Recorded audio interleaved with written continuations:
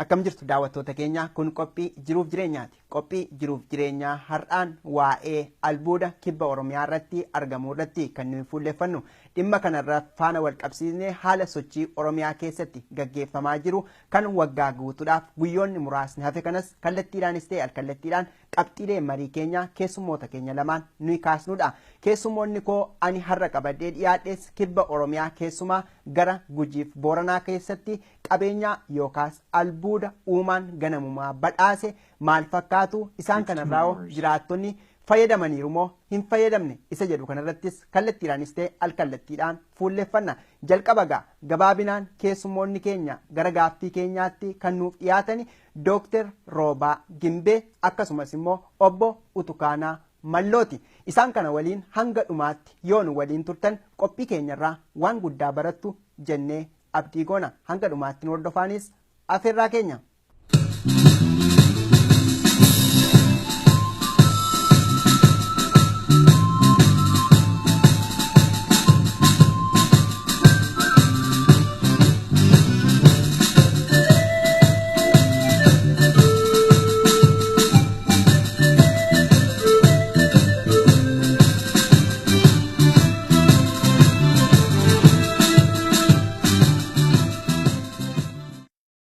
Ayyee kallattiimaan mee isinirraa kaaname dhimmi nuyi irratti fuulleeffannu har'a waa'ee qabeenyaa yookiis albuuda Oromiyaa keessumaa immoo gama kibbaa irratti argamu irratti kan nuyi fuulleeffannu.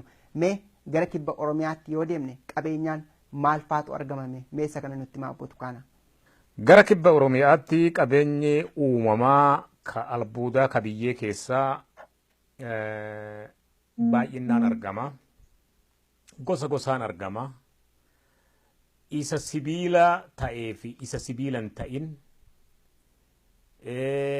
isa mallee soorata namaatiif ta'uu fi kaaseesa namaatiif ta'u albuudota akkanaati ka jiran. Fakkeenyaaf isa soorata namaatiif soorata beelladaatii ta'u albuudi akka sooddaa kan akka dilloo kan akka magaadoo kibba Oromiyaa keessatti argama.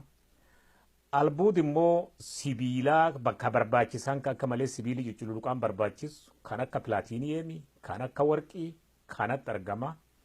Albuudi mallee sibiilaa ala ta'an kan akka malee barbaachisan ka keemikaala adda addaatii ta'an fakkeenyaaf kan akka tantaaleemii kanatti argama baay'inaan.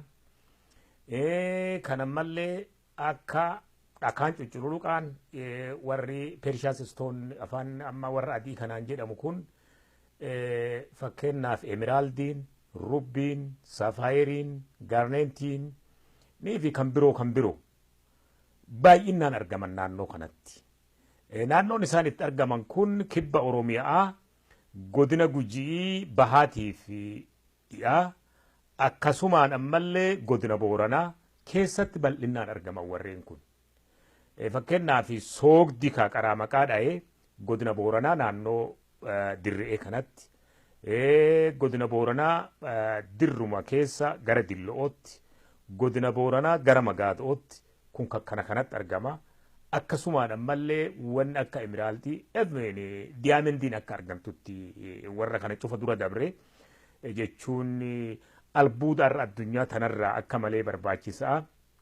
Keessumaa ka Afrikaan kibbaa ittiin beekantu kan akka diyaamandii hin argaman naannoo Mooyyaleetti fakkeenyaaf hin argamanii kibbuma Oromiyaa kana keessa jecha. Haa ta'u meegaa naannoon keessan qabeenyaa hedduudhaan kan isheen badhaatedha. Mee tarii Dooktar Roobaa dhimma kanarratti waan dabaltan qabdu gara gaaffii koo biraattiin ce'a.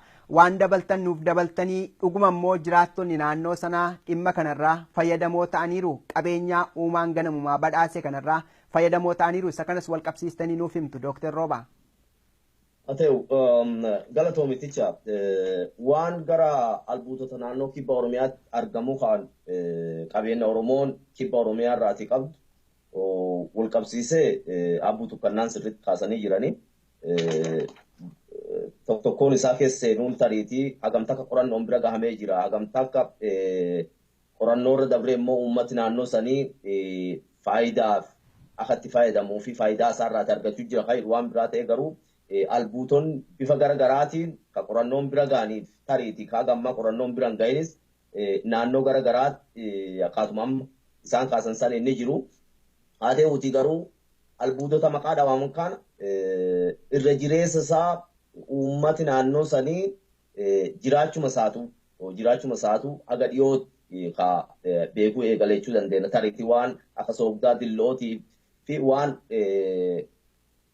amalaa fi aadaa jireenyaaf jiru hawaasa naannoo sanii waliin wal qabatu fakkeenyaaf soogda tarii nyaata namaatiif horii fi waan akkasii saniif itti fayyadamuu danda'u bad isaan kaan albuudota dagartee qaqqaalii ta'an ka faayidaan isaanii olaanoo ka yoo itti fayyadame jiruuf jireenya hawaasa naannoo sanii dhiisii guutuu biyya sanii ittiin jijjiiruu danda'u irratti faayidaan hawaasa irraati argatee danda'u takkaallee hin jirtu jechuu dandeenya. Inni dura qabeenya san qabaachuu hawaasa hagam takka beekaan waan murteessaadha. Erga beekeen booda akkaataa faayidaa isaa ittiin argatee danda'u ittiin faayidamee danda'u fi qorannoo fi hojii naannawaa sanii geggeeffamu keessatti akkamiin hirmaata tariitii hirmaataa ni taasisaa hirmaannaa ni godha qabeenyi kun yoo abbootiin qabeenyaa yookaan warri dagartee humna qaban qabeenya qaban meeshaa albuutota laf keessas ta'e lafarraa san baasuuf yeroo dhufan faayidaan akka jiraattota naannoo saniittis ta'e akka guutuu Oromiyaatti Oromiyaan irraa argachuu qabdu biyyittiin irraati argachuu qabdu tariitii miti uummata jiraattota naannoo saniitiin itti hoggantooti sadarkaa siyaasaatu waan beekan natti hin fakkaatu. Kanaaf waan maqaarra dar uummati jiraattoti naannoo sanii albuuta sarraati wanni isaan fayyadaman jennee nuti lafa ka'uu dandeenyu tokko iyyuu hin jiru. Galatoomi mee kallattiidhaan gara keessanitti haa dhufu mee yogguu wantoonni kun gama investimentiidhaan kennamanii mootummaan biyyittii bulchaatti jiru mootummaan wayyaaneedha jiraattota kana ni mariisisa fakkeenyaaf haa fudhannu Alaamuddiin iddoo sanatti warqee baasaa jira yogguu wanti kun dabarfamee kennamu uummanni mariisifameera dhimma kanarratti.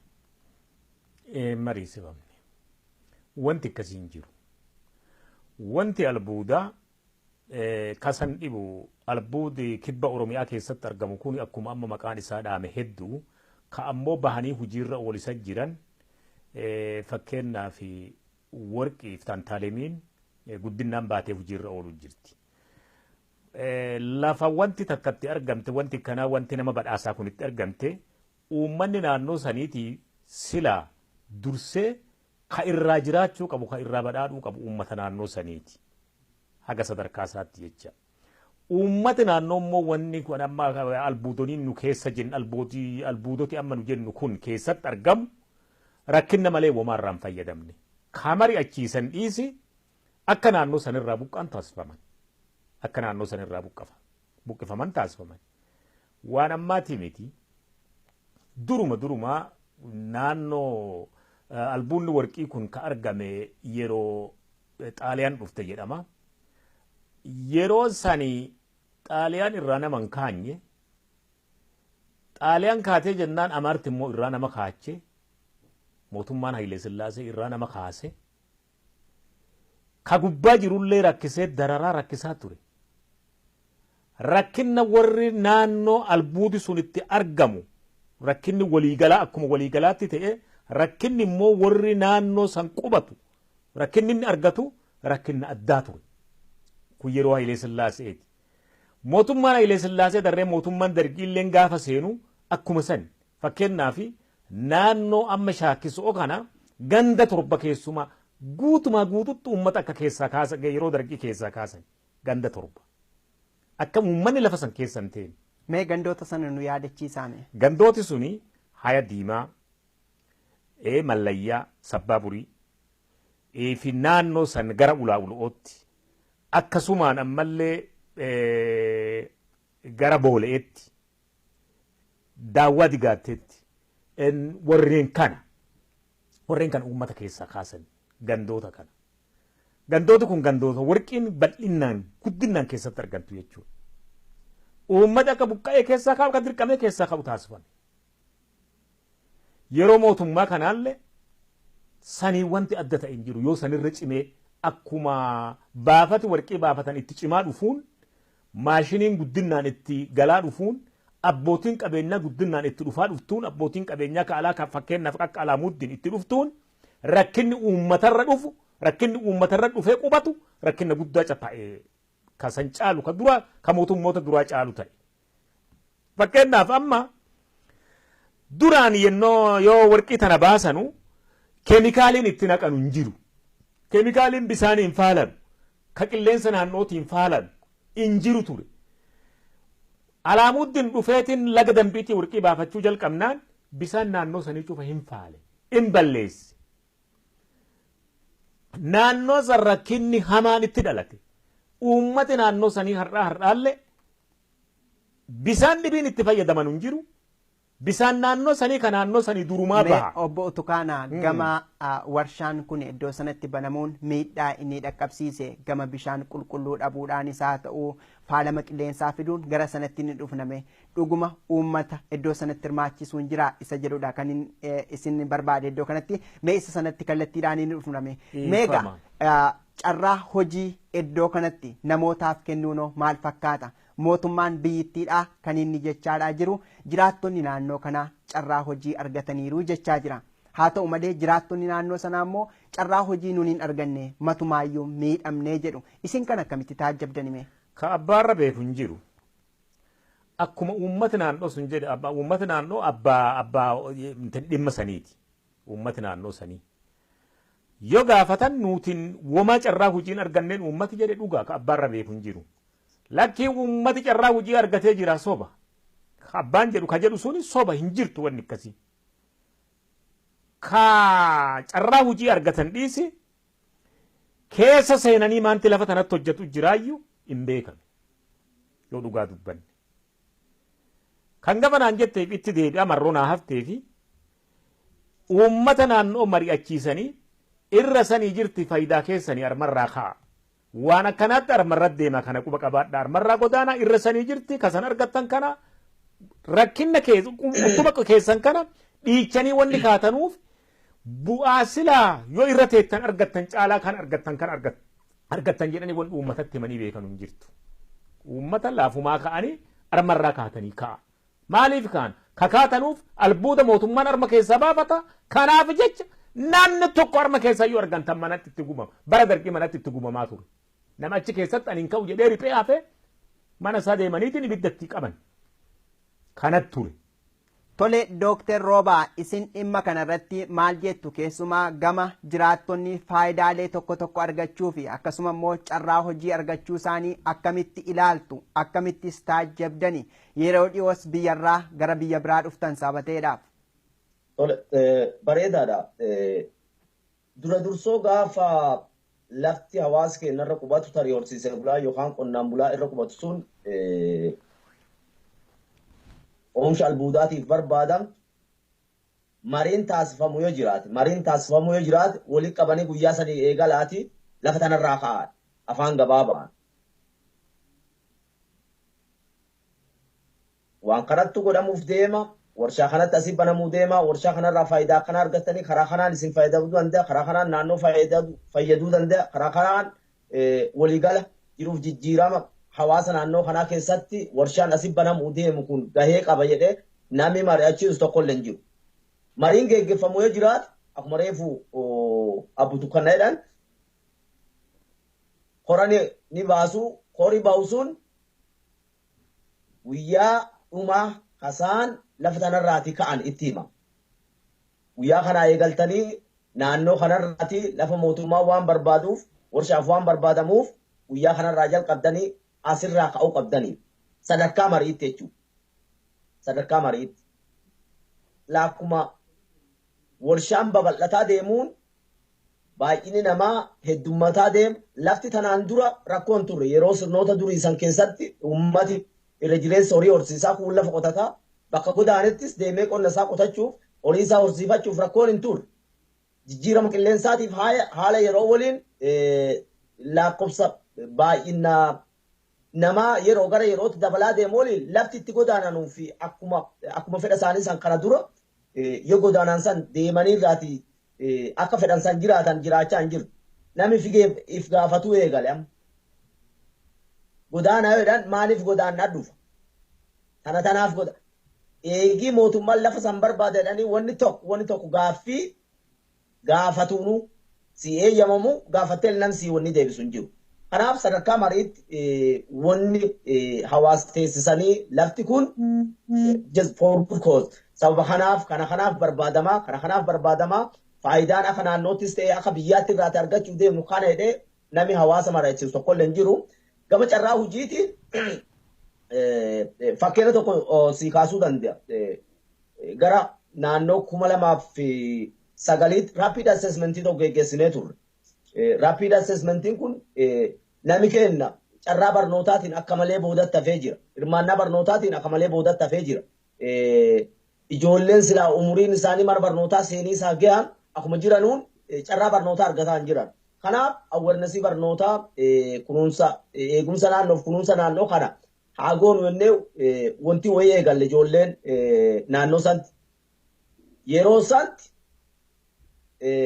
waltajjii san tariitii maanguddoo gaafsan irraati qooda fudhatan keessa abbutu kannas keessa jiru adoola geggeeffame yeroo sanatti humni namaa warshaa medrook laga dambiitiin yeroo san saakarroon almost 2008 wanni eegalame jechuudha agrimentii waggaa 10 mallattaa'ee waggaa jechuudha lakkoofsaan nama 4 kagahee hujiin isaanii waardiyaa ture carraa hujii gabaabumatti jechuudha gabaabumatti carraa hujii argames baates wanni faayidaa fi uummati jiraattota naannoo sanii argamu reefu tariitii waan miidhaa fi rakkoowwan gama keemikaalaas ta'ee gama jijjiiramaa fi manca'iinsa eegumsa naannoo boodatti dhufuu dandeenya. So carraa hujii waliin wal qabatee lakkoofsa nama 4tti keessattu sunis filannoo 2002tiin mormii ka'een warri sun arfanuu achi keessaa bahee jechuudha.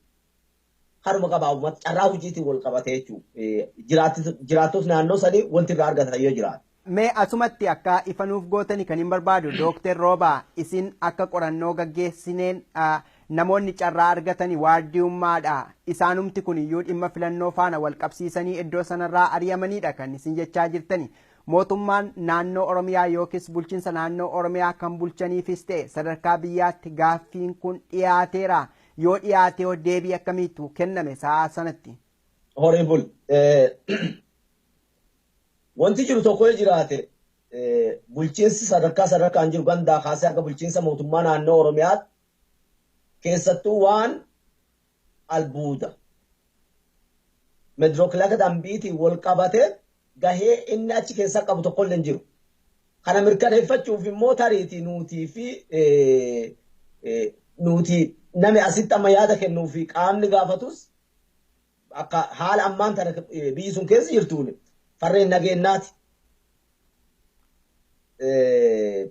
Sagantaa itti fayyadamaa fi marii shaakkisoo geggeeffame baatii 2 dura na fakkaata. Baatii tokkoof akkas na fakkaata. Even liik ta'ee ture karaa OMN ittiin dabree ture. Jarumti hoggansi naannoo sanii kan sadarkaa aanaatii kaasanii haga mootummaa federaalaa achi keessatti argaman waan isaan gaafsan marii isaanii keessa waliin jedhan dhaga'aa ture. Waan albuuda medrook waan oomsha alamuddiin naannoo sanitti se'e bakkeewwan biraatti geggeessuun wal qabatee gaheen mootummaa naannoo Oromiyaa qabu tokko illee hin jiru. In qaban 2002tti gaafa jeequmsi naannoo sanitti ka'u oomsha albuuda saniitiin wal qabatee shaakkisoo ka'u lubbuun namaa dabree jira. Barattoota hedduun hagana hin jenne hidhamanii mana barnootaa irraa ari'amanii jiran. Yeroo san Bandulaa pirezidaantii mootummaa naannoo Oromiyaa ture. Torbaaniin deddeebi'aa ture uummata kana kadhata. Inni uummata kana kadhata. Gaaffii uummati gaafatuuf deebii kennuu hin danda'u. Sa'a bidda dhale ta'e. Sa'a bidda dhale maaliif fedhaa? In arraaba, in gubata, in dhiisaa waan dhale. Warri gubbaa jiru isaan deemii jeequmsa kana qabbaneessiidha. jiraattoti naannoo immoo gaaffii haqarratti hundaa'e gaaffii dhugaarratti hundaa'ee fi ragaarratti hundaa'e isa gaafatu. Akkasaniin dirqamaan yeroo jalqabaatiif eegii 1997 kaasee albuuda san abbaa qabeenyummaa gara Alamuddiiniitti dabre irra jirees naannoo gara persentii 98 isattu wanni godhata. Erga yeroo gaafasiitii kaasee yeroo jalqabaatiif Alamuddiin lafa shaakkisoodhaan Katariitii nami shaakkisoo gurra beeku yoo ammaan tana deemaa dhufe ni shaakka. Amanuu hin danda'u. Yeroo jalqabaatiif shaakkisoo dhufe jechuudha. Kanaaf mootummaan naannoo Oromiyaa ta'e hawaasni naannoo sanii aangoon isaan albuuda san irratti qaban yookaan faayidaa isaanii san kabachiisuuf gaheen bulchiinsi mootummaa naannoo Oromiyaa sadarkaan qabu tokko illee hin jiru. Agas waliin rakkataa ba'anii jechuudha. Haa ta'u dooktar mee gara keessanittan dhufamee dhimma kanarratti hamiin tokko maaltu jiru miseensonni boordii naannoo investimentii shaakkisoos ta'ee okkotee daawwaa kanatti gaggeeffamaa jiru keessatti bulchiinsi mootummaa naannoo Oromiyaa yookiis kaabinoonni OPDOyyuu qooda hin qabanii jedhama. Isa kana akkamitti beektu isin waanuma dooktar Roobaan jedhe kana anis odeeffannoon qaba. Dhugumaa wanti beekamu wanti warri kun irraa taayitaa qabu hin jiru. Warri naannoo Oromiyaa aangaa'ota naannoo Oromiyaa taayitaatti hin qaban. Maal jennaan armadura haga Alamuddiin warshaa kana bitate yookaan warshaan kun dabree kennamee fi hujii jalqabe akka duraan jedhame persentiin ta'e naannoo ofiin oola. Persentiin ta'e ammoo mootummaa naannoo Oromiyaatiif waan jedhamutti waraqatarra jira. Wanni sun tokkollee waraqatarra ooluu isaanii shakka. Kagara mootummaa naannoo Oromiyaa wanni beekamu yoo dhabamillee gara naannoo warqiin keessaa baatuu santi wanti silaa hojjetame wanti silaa ta'u ilaan argamuu hin danda'a. Wanti tokko ka hojjetame hin jiru. Kun maaliif hin ta'in jedhee yoo uummati warra isaan bulchu kaabinee ganda baada kaabinee aanaa kaabinee godinaa gaafatu kana tokkollee akka harkaan qabneeti ka deebisan. Aangoo gomaa akkatti hin qabne. Kun ammoo ka mirkanaa'uun maali? Korabara kana keessa naannoo shaakkisoo santi ta'e walgayii ta'e walgayii san irratti gabbaasanii dubbatanii jiran akka aangoo gomaatuutti hin qabne. Akka ammallee waan ta'amaa jira. Persentii silaa galu ka silaa naannoo saniif oolu akka wanni tokko argamtee hin deemne. Kana gaafachuullee akka mirgatti hin qabne warri nu baasee dubbatee jira. Kanaafuu kun ifa.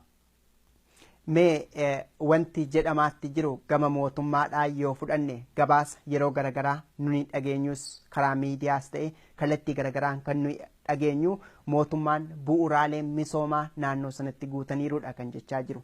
Jiraattonni immoo kuniyyuu hin jiru jedhu. Isin immoo maal jettu? Bu'uuraalee misoomaa gaafan jedhu gaa walumatti qabnee kaasuudhaaf gama uwwisa barnootaadhaan barattoonni hundumtuu mana barumsaa deemaa jiruudha kan mootummaan jedhu akka naannoo sanaatti.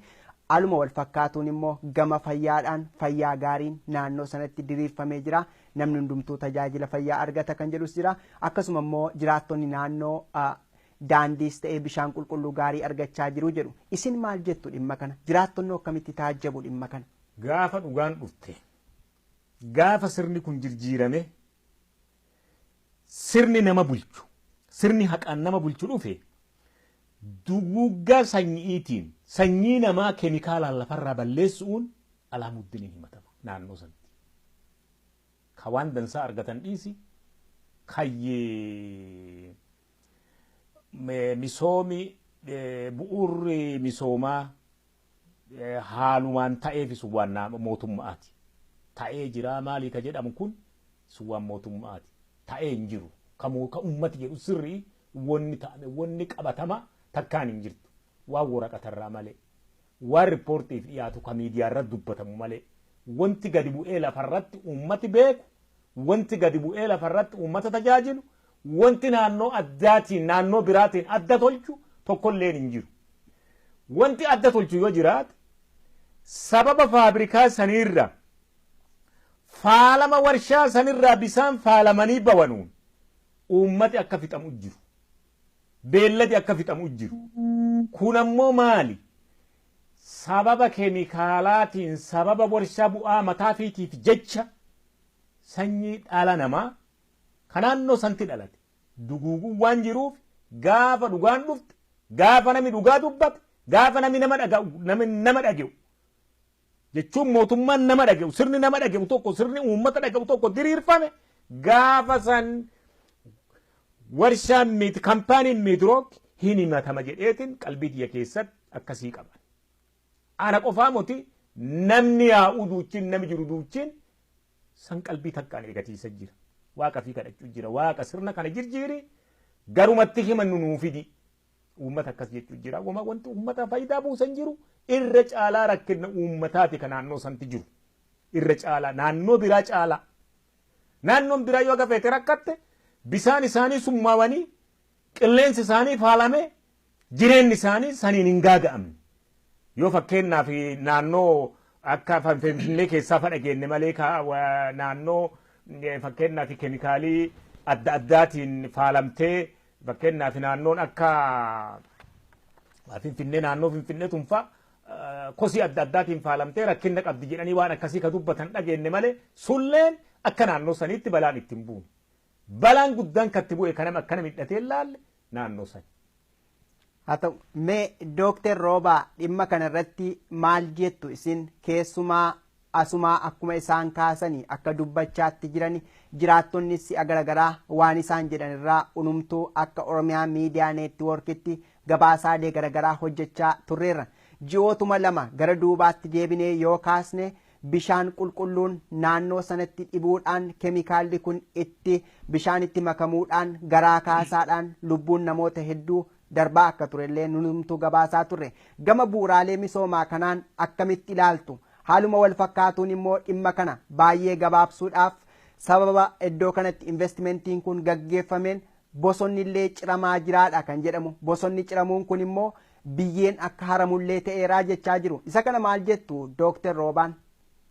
Wanni rakkoon naannoo sanatti gaggeeffamuu jiru ammaan tana uummati faayidaa irraa argatu caala miidhaan nurra gahaa jiru kun karaa ittiin dhaabatuu danda'e dursa. Ka faayidaa jibbaatee dudda irraa galee jechuudha. Faayidaa irraati argatiis warshaan hagas ge'u albuuda hagana ge'u naannoo sanitti oomishamuu irraati faayidaa sila argachuu malu caala gaafachuu caala rakkummaan karaa warshaa kanaatiin karaa albuuda bahuu kanaan nurra gahaa jiru karaa kamiin nurraa dhaabbataan abbutu kanna tuttuqanii jiran waan keessattuu hawaasni naannoo sanii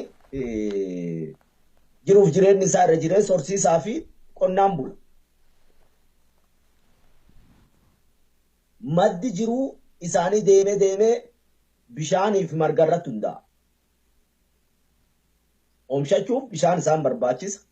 Horiin horsiifatuufis bishaaniif margi dirqama. Keemikaali yeroo gara yerootti dhangala'u. Keemikaali yeroo gara yerootti bishaan takka bishaan dhugaatii takka bishaan oomishaaf isaan itti fayyadaman ka horiin dhugu deemee alkallattiin miidhaawwanni sun horiis ta'e namarra irra geessaa jiru ifatti waan mul'ata. Maan jedhan kanaaf developmental disability jechuun dhalootaan agartee qaama hir'atanii dhalatu takka ija takka qaami namaa kun jajallatee dhalatu mallattoon akkanaa mul'atee ture waggoota hedduu keessa achirra dabree gama wanni fayyaatiin sektara fayyaatiin yoo ati ilaaltu waggaa irraatii outbreakiin yookaan dhibeen garaa kaasaa waggaa irraatii naannoo sanatti numa gabaafama. OMNs gabaasee ture dheennas kun waggaa irraatii yeroo isaa eeggatee waanuma deemu jechuudha. Kanaaf gama barnootaatiin yoo ilaalu uwwis barnootaa fi ijoolleen carraa barnootaa sila argachuu qaban hundi carraa barnootaa argataa hin jiran gama karaatiin fudhachuu dandeenya. Adoolaaf shaakkisoo kiiloomeetira xiqqoo gargar fagaatu waggaa hagam waadaan galamee akka ture laaluu dandeenya. karaa uraagaaf dilla jidduu laaluu dandeenya. Karaa oddoo shakkisoo irraati karaa bulee horaa daawwaa fi gara okkotee geessu fudhachuu dandeenya. So bu'uuraleen misoomaa gama barnootaatiin ta'e gama fayyaatiin gama dhiyeessii bishaan qulqulluutiin jiru wanni tokko wanni kana jedhee nami hawaasirraa faayidamee hawaasirraa gabbi jedhee bu'aa kanarraati arganne jedhee wanni uummati abdiirraa qabu tokko illee jiru. Kun gama manca'iinsa bosonaa naannoo saniitti. Wanti reefu jedha assessmentii reefu geggeessinee dhusan keessaa tokko mata dureen tokko eegumsa bosona naannoo ture. Yeroo gara yerootti bosonni ciramuurra dabree boolli isaan guyyaa guyyaatti qotaa deeman takka warqii baafachuuf lammaffaa barbaadaaf. Boolli isaan qotaa deeman takka nama keessa dhuma takka horii keessa dhuma. Gama kaaniin biyyoon yeroo gara yerootti bishaaniin dhiqamee akka lammata lafti sun faayidaa uummataa kennuu hin dandeenye manca'iinsa hagana hin jenne irratti geggeeffamaa jira jechuudha. Gama kamiinuu gama siyaasaanis ta'e gama hawaasummaatiin faayidaa fi wanni kana jedhee uummati naannoo sanii jiruuf jireenyi kenna. Warshaan kun naannoo kanatti argamuun qabeenyi kun naannoo kanatti argamuun faayidamni jechuudha. Argamuu qabeenya kanaatiin akka abaaramaniitti filaalan. Ayyeen daawwattoota keenyaa qophiin nuyi isiniif dhiyeessaatti jiru qophii jiruuf jireenyaati. Qophii jiruuf jireenyaa kanaan immoo miila keenya fageeffannee gara kibba Oromiyaa keessumaa qabeenyaa albuudaa naannoo sanatti kan uumaan ganamumaan badhaasee Oromiyaa lalistuuf magarsiitu jennee nuni itti yeroo adda addaadhaa leellisnu waan agarsiisanidha. Isa kanarratti immoo namoota lama kan nuyi isiniif qabanneedha. Haasofsiisaati jirru dhimmi nuyi irratti haasofnus akkuma isiniif eere ta'ee osoo jiru isaanis iddoo kana namoota jiraatanii qabatamatti dhimmicha gadi fageenyaan beekanidha. Kanaaf kan kana fakkaatan immoo Oromoon akka Oromootti waan dachee Oromiyaarraa argamtu kansaa waan hin taaneef sochii cimaa gochaa jira.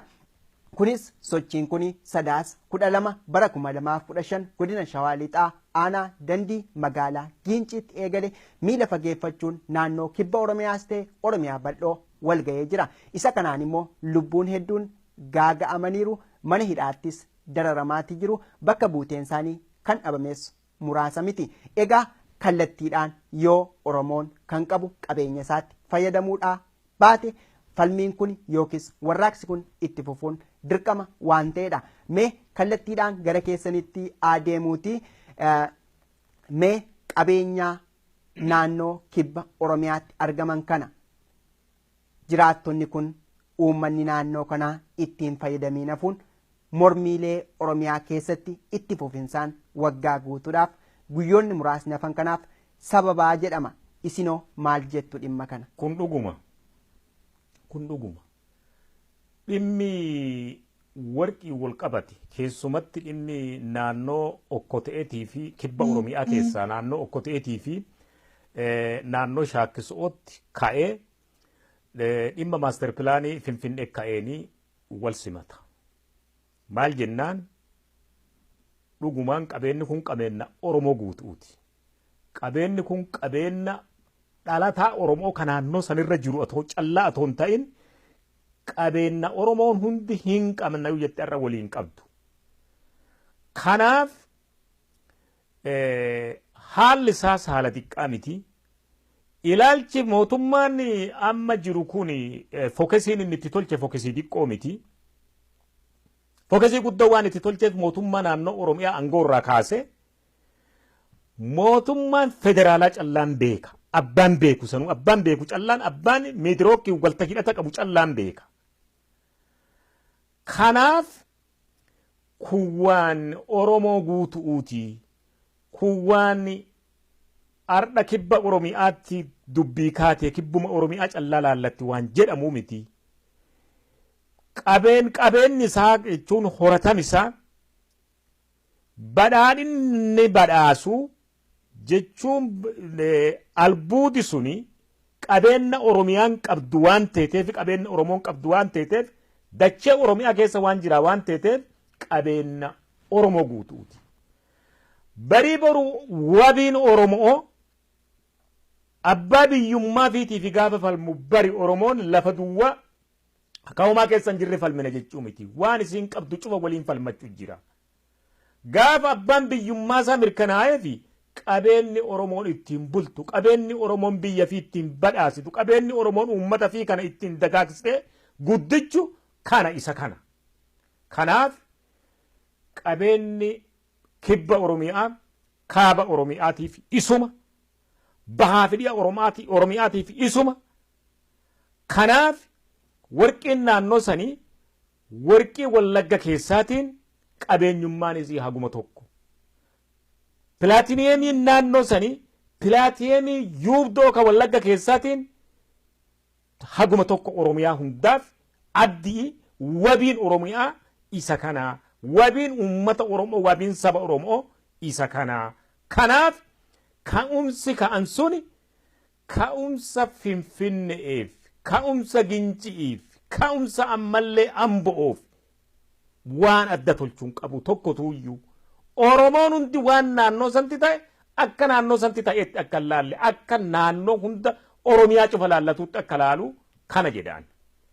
Mee dookter isin maal jettu gaaffiin amma kaase kanarratti? Hedduu galatooma. Wanni guddaan nami laaluu qabu qabeenyi ka amma lafa keessa jiru ka warri itti agartee halkanii guyyaa harkaan gahuuf tattaafatu miti. Haga ammaa ba'e qofti akka silaa waraqaa irratti barraa'etti qoodinsi isaa yookaan persentii silaa mootummaan naannoos ta'e jiraattoti naannoo sanii argachuu qaban yoo argate qofaayyuu walakkeessa qonnaan bulaa Oromiyaa jiruuf jireenya isaa jijjiiruu keessatti gaheen isaa haganaa miti. Wanni guddaan tokko qabeenyi naannoo san jiru yoo sirriitti akka abbaa qabeenyaatti qabeenyummaan isaa Oromoof kenname Oromoon itti fayyadama isaa sirriitti guutuu Oromiyaa keessatti yoo haalaan itti fayyadame tokkoon qonnaan bulaa Oromiyaa biila ibsaa irraa kaffaluu danda'a. Jiruu isaa jijjiiruu keessatti gahee hagana hin jenne taphachuu danda'a. So wanni guddaan tokko hubannoon Oromoon kaabaa, kibbaa, bahaa fi giddugaleessaa qabeenya hara kibbaa kanaan qabdu qabeenya qonnaa ta'ii kan akka qabeenya biyyoo keessaa kana ta'ii kan akka horii qabeen isaan karaa kibbaa kanaa qaban beekuun barbaachisaa nan fakkaata. Qabeenya hagana hin jenne kan yoo bor abbaan biyyummaa Oromoo mirkanaa'e jiruuf jireenya Oromoo fi dachii Oromiyaa tan bareechuu keessatti hagana hin jenne qabaachuu isaa Oromoon beekuu qaba. Tokko kan kun sochiiwwan yeroo gara yerootti ka'an wanni deemee gama kamiinuu lafaa wal qaba. Waggaaf deemne sochiin warraaqsa guutuu biyyaa erga eegalame bakka hundatti wanti deemee dachiirraa nun buqqisina, lafa qonnaa kennan nurraan saamina, manaaf maatii kennan mancaasina, qabeenya biraan qabnu, dachii tana irratti dhalan irratti guddan qabeenya kennan tuqinaadha. Malee kaattan nuu deebisaa namni edallee hin jiru baay'ee. So gama kaaniyyoo laal miidhaa haga ammaa geggeeffameef badii namarra gaheef lubbuu namarra gaheef keemikaalaaf miidhaa gama kamiinuu mormii sababa saamicha lafaa waliin wal qabatee namooti hidhaman namooti dikamaniif namooti du'an eenyutti itti gaafatamaa uummati Oromoo kanan laalessee kaasuu jiru. Kanaaf deemee wanni qabeenya naannoo sanii waliin wal qabatu qabeenya guutuu Oromiyaa waliin wal qabatu tokko ta'uusaa uummanni Oromoo sirriitti beekuun barbaachisa.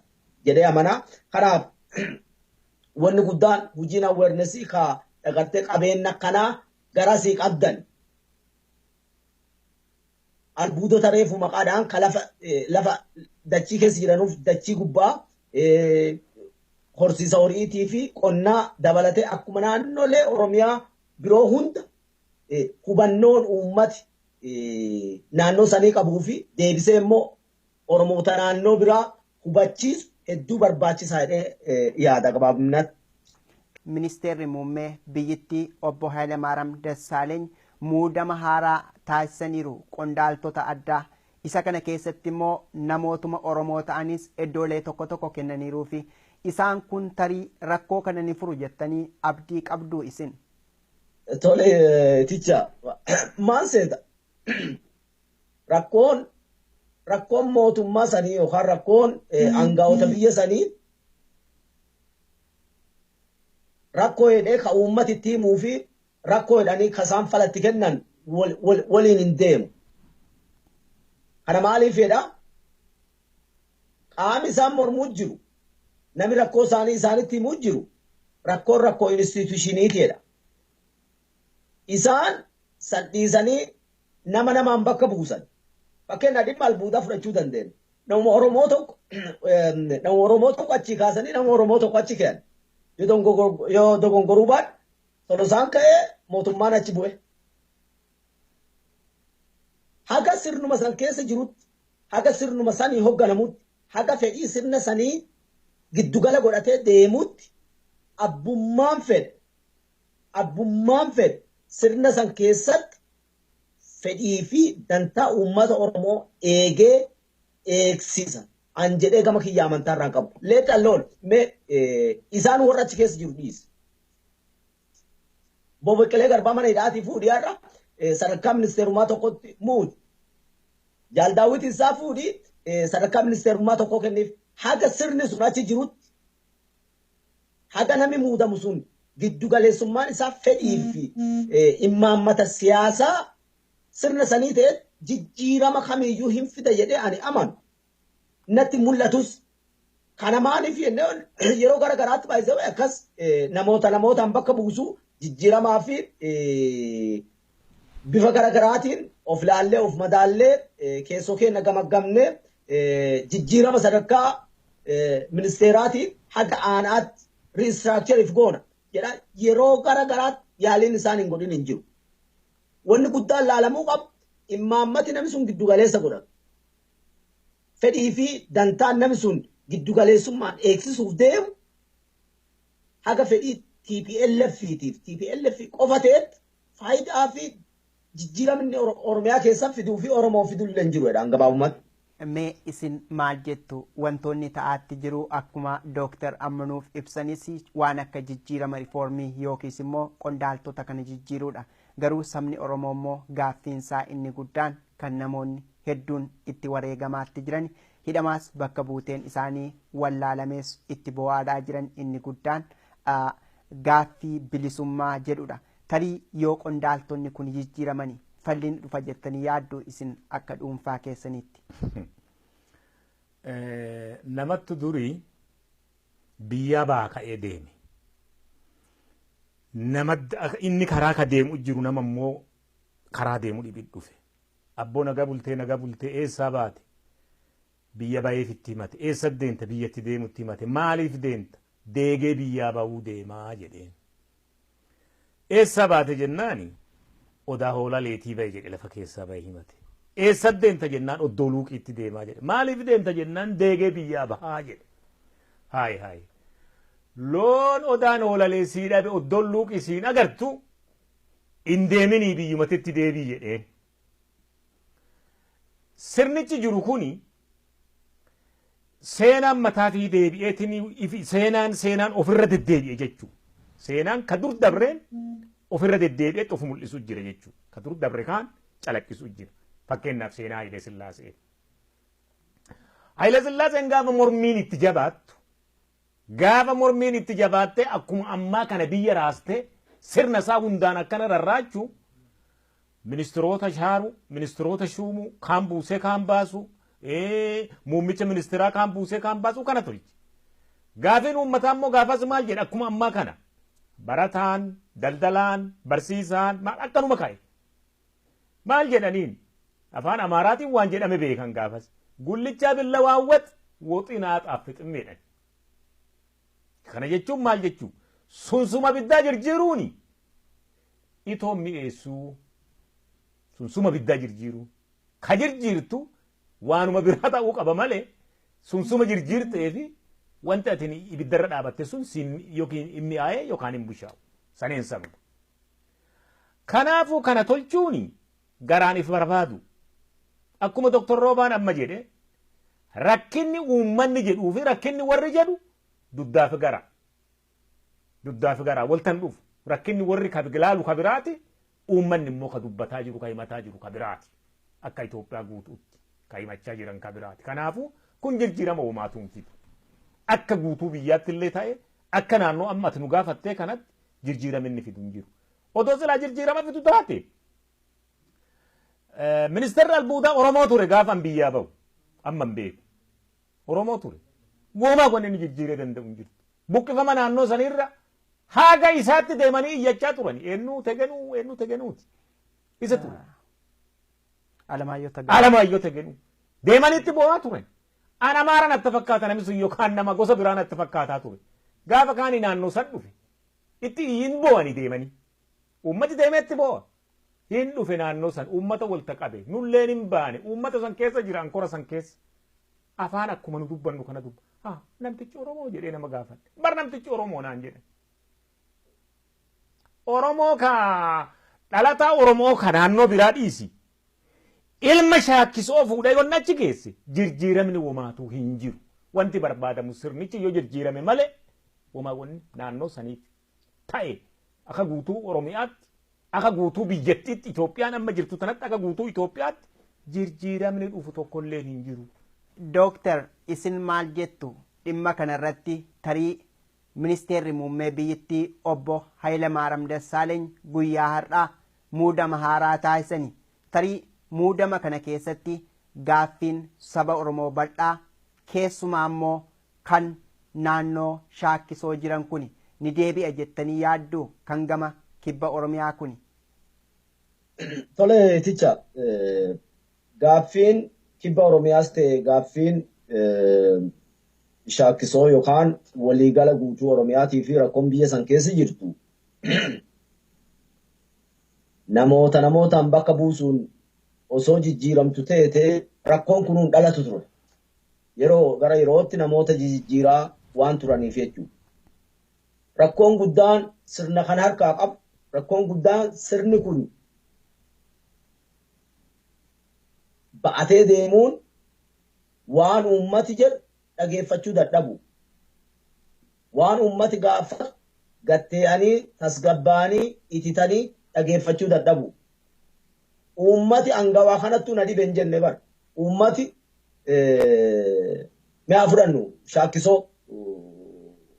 warshaa Mediroo Alamuddiin waliin wal qabatee rakkoon ka'u. Ministeera wanni albuudaa fi enerjii kana ture kana dura Alamaayyoo Tegenuu ture. Oromoo yaansee Toloosaa Alamaayyoo jijjiiruun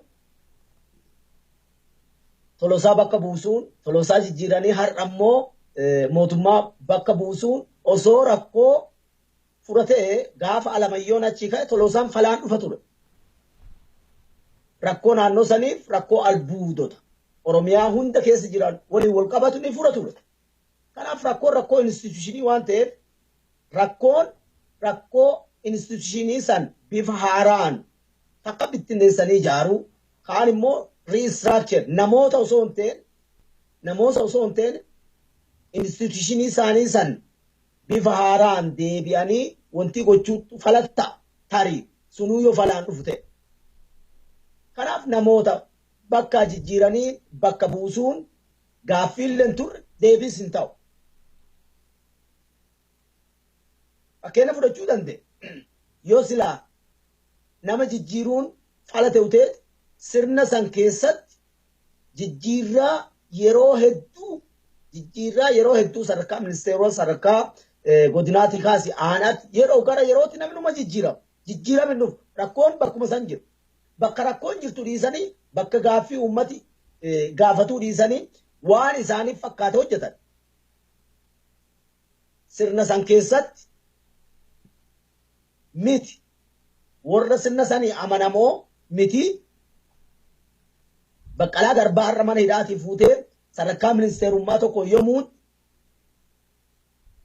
Jaal Daawit Ibsaa bakka inni jiru fiddee irra sadarkaa ministeerummaa tokko yoo angoomsite sirna san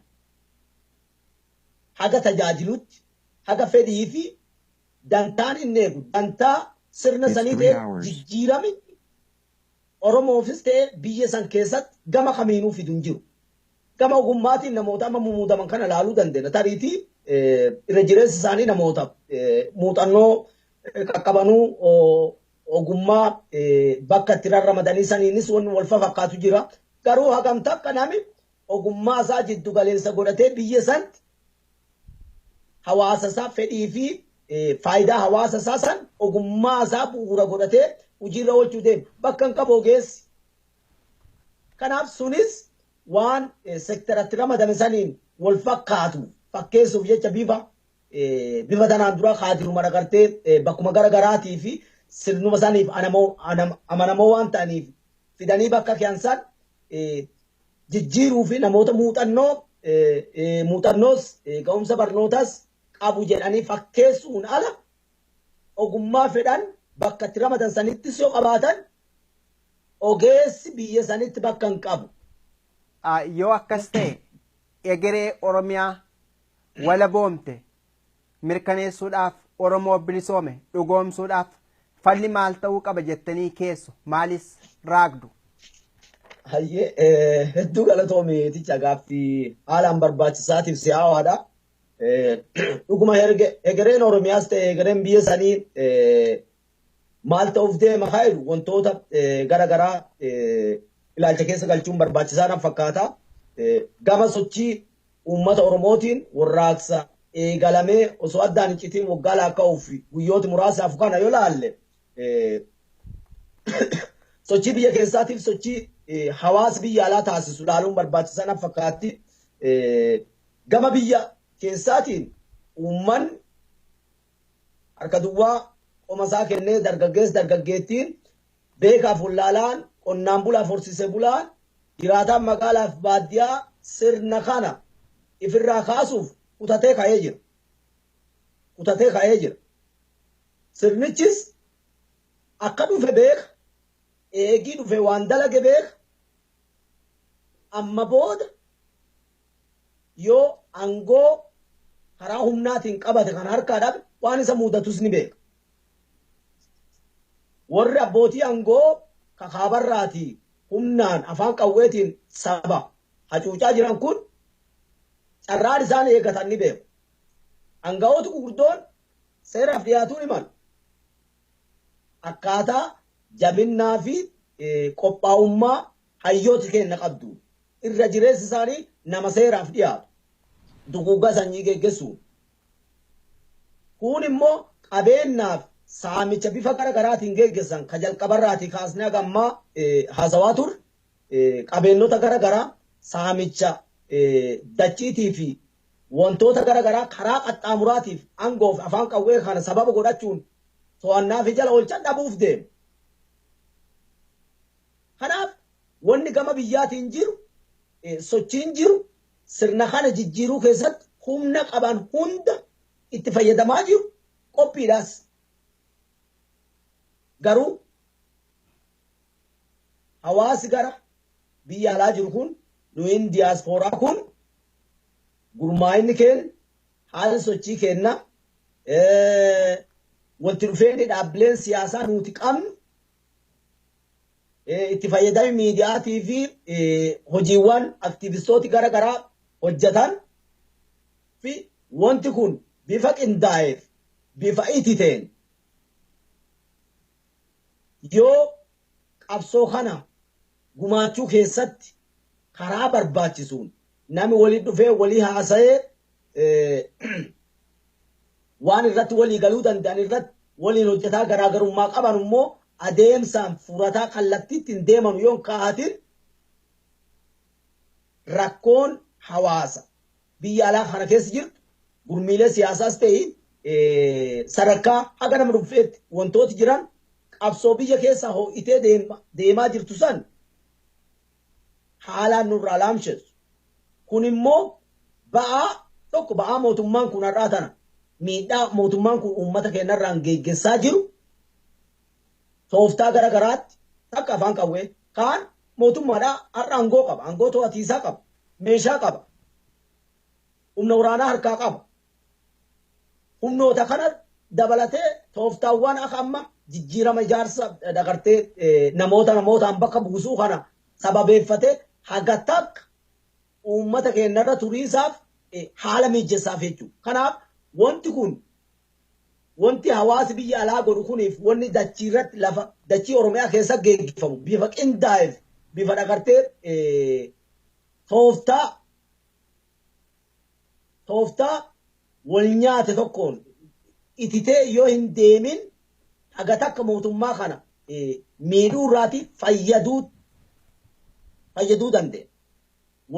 Walii galuu dhabuun uummata Oromoo dhaabbilee Oromoo kan nuti qabnu gurmiileen siyaasaa gara garaa keessoo isaanii sirriitti fedhii fi dantaa uummata Oromoo qofa giddu galeessummaa gochuun fedhii dhuunfaa fedhii tarii gurmuun takka qabdu lafa kenne yoo fedhii fi dantaa uummata Oromootiif Oromiyaa qofaaf dursa hin kennin yookiin waan ala gochaa jiru kana dhiisu yookaan immoo haal duree tokko malee qabsoo kana gumaachuuf waan godhuu dandeenyu irratti waliigallee waliin socho'uun barbaachisaa ta'e. Kanaaf sochiin biyya keessatti gama dagartee hojii hubannoo uumuus ta'e hojii dippiloomaasii garaagaraa deeggarsa garaagaraa gochuu fi waan garaagaraa gochuu keessatti hawaasa ala jiru gaheen isaa olaanaadha. Haa ta'uuti garuu waan goruu qabnu san bifa ititeen yoo gartee roobaan waan hamaa tokko adda dubbate waan san bifa ani ittiin sirreessuu danda'u natti himuurra falaasamaa fi dagartee faalaasiin yaadota wal dadhabsuu wal kuffisuu walii gumaachuurra walii gufuu ta'uu yoo baay'ate deemee nu miidhuurra laakkuma nuti wal miineen sirni saba keenya cunqursaa jiru sun fayyidamaa waan deemuuf tasgabboofnee